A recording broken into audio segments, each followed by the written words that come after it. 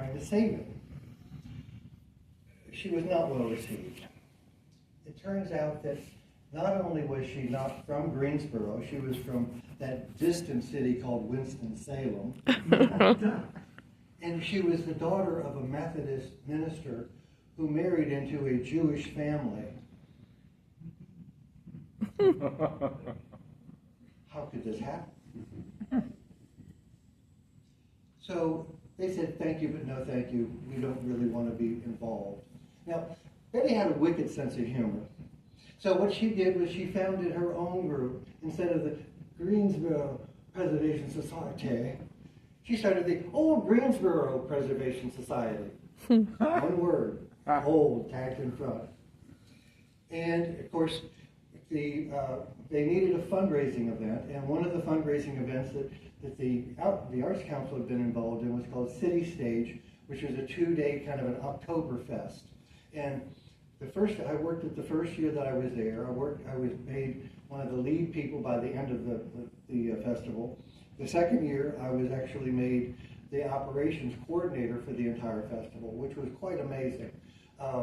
6 stages, internet or national known talent, Chubby Checkers, Nitty Gritty Dirt Band, Frank Not Terribly Nice Sinatra Jr.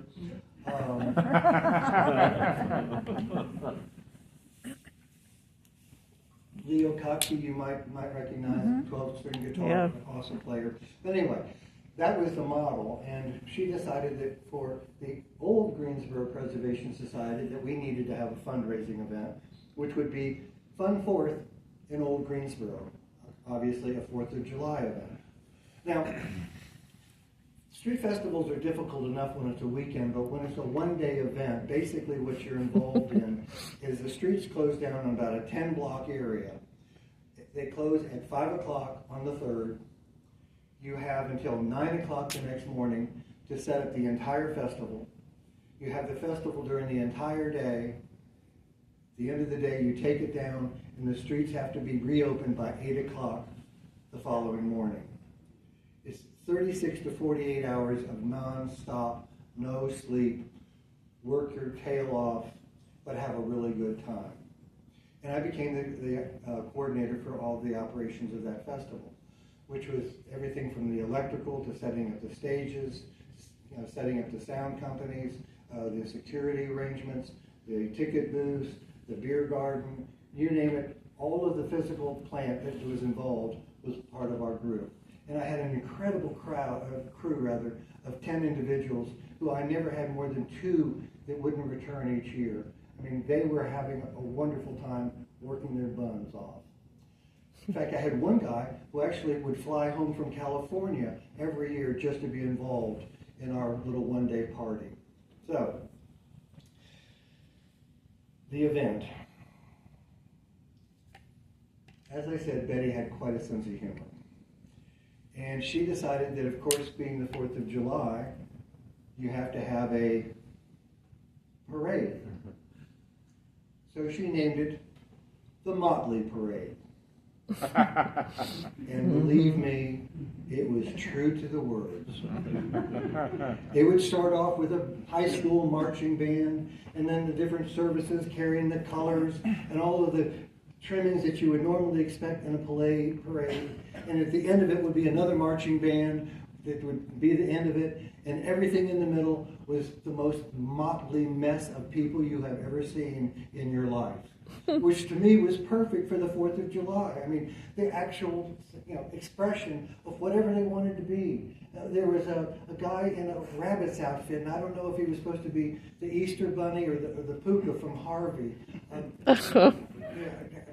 You name it. We would always say that there were all tribes and clans would be represented.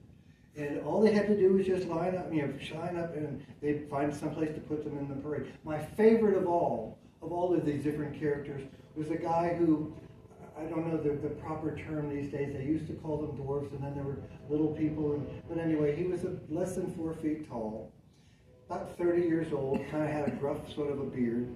He'd take a pair of Brogan type shoes, dye them baby boy blue. He would wear an oversized diaper, and a banner that said "Baby of the Year" with a bonnet and a giant lollipop that he would lick the whole time going down through the parade. All right. Woo! Do you get the picture? Okay. We put a pride parade to shame. Unbelievable. Anyway, so there would be that. There would be the entire day of the event and all the things that would go on. Culminating at the end of the event would be the Greensboro Symphony Orchestra would be on the main stage, and they would play a number of different selections, following, which would be concluded with the 1812 Overture, and then of course there would be the fireworks, and then they would all go home, except for us, and we would start taking and putting the city back together again. Well, we would always have a party the following weekend afterwards, my crew and myself. And we'd always have some silly games and do different things to entertain ourselves. And we had quite a bit to work with. You see, as it turns out, on the July 2nd, we would always have our final meeting of the chairman, which is basically Betty was the overseer, I was in charge of operations, and then there was an event coordinator who was in charge of all of the other things, lining up the musical events and the groups, getting all of the vendors positioned in place, both food vendors and crafts and so forth and so on.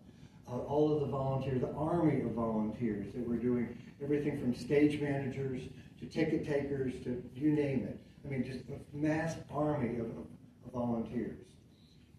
On that meeting on the 2nd of July, Betty came in and announced that our coordinator, who was not there, would not be there for the event, and that we would have to divvy up the workload. And she would be command central. She would handle the major problems, and I, on top of all of the other stuff I had to do, I had to take over managing the rest of the festival.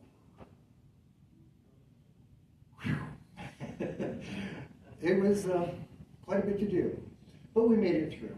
We got through all the way through the Motley Parade. We got through all of the different events and musical events, so forth. The overture, the fireworks.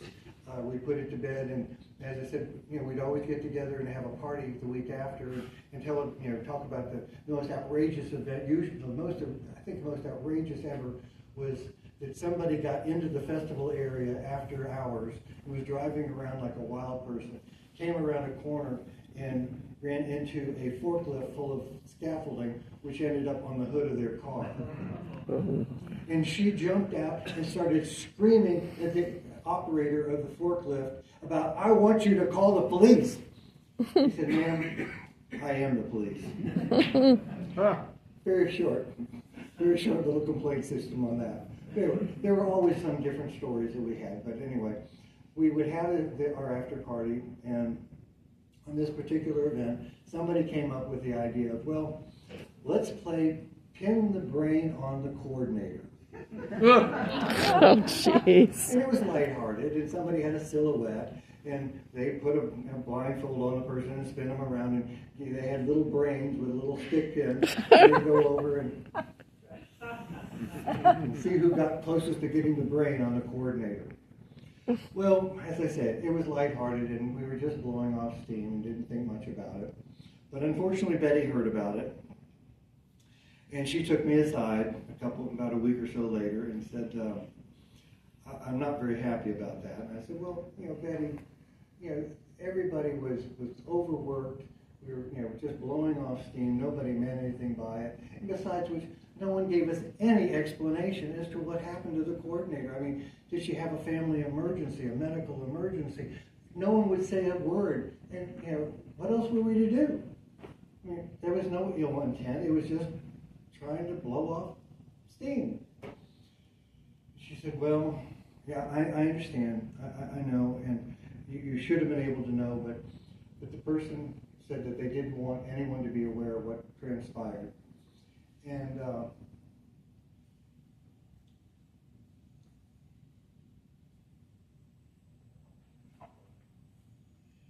although I'm not supposed to tell you, I'm going to tell you, and you will not tell anyone else. I said, of course not. Which I didn't, except you all. There's always got to be a glitch. And she said, no one really was even aware that she was pregnant and she had a miscarriage. Oh. That's what feeling small is like. I have never felt that small in my life. But I learned from it. What made me, I thought back to one of the things that my mom would always say was, never judge a person until you walked a mile in their shoes. I think some of you may have heard that. And it gave me the, I don't know, wisdom maybe to make a policy for myself to never try and figure out what happened. Never try and worry about why somebody did something, whether it was good, bad, or indifferent. Just accept it. Which means basically always forgive, but never forget. Because if it happens again, you want to remember it, kind of keep track of that. But always forgive. And I turned to Betty and I said, please convey my heartfelt sorrow of anything that I did, if that upset her, and she said, I already have, Jim. I knew that that's how you would feel about it, and she's accepted it. Don't worry about it, but you did deserve to understand and to know, and I said I appreciate that. That was the last year that I did the festival, not because of that. The reason that I didn't return was that the crowd changed, the management, as it were, all of the volunteers. They turned into, do you remember a term called yuppies? And the motley parade went away, and it became the parade of flags, which is fine, but gosh, I really missed the motley parade. So I moved on, and I guess it was, I don't know, maybe 2.5 years later that I happened to be at the mall, and I saw the lady, and she was there with her husband, pushing a little carriage with a little bundle in it. And I looked up and our eyes met, and she just started to charge toward me, and I thought, oh, I'm going to get it now. And I said, hello, and she said, I am so sorry. I never had a chance to apologize for letting you and the crew down, and I'm just so awfully sorry. And I said, whoa. I'm sorry. We didn't mean anything unpleasant or unkind. It's just things happen. She said, yes, they do. And I said, and it looks to me like you've had a very happy ending. And she said, yes, we have. Always forgive. Never forget. Good night.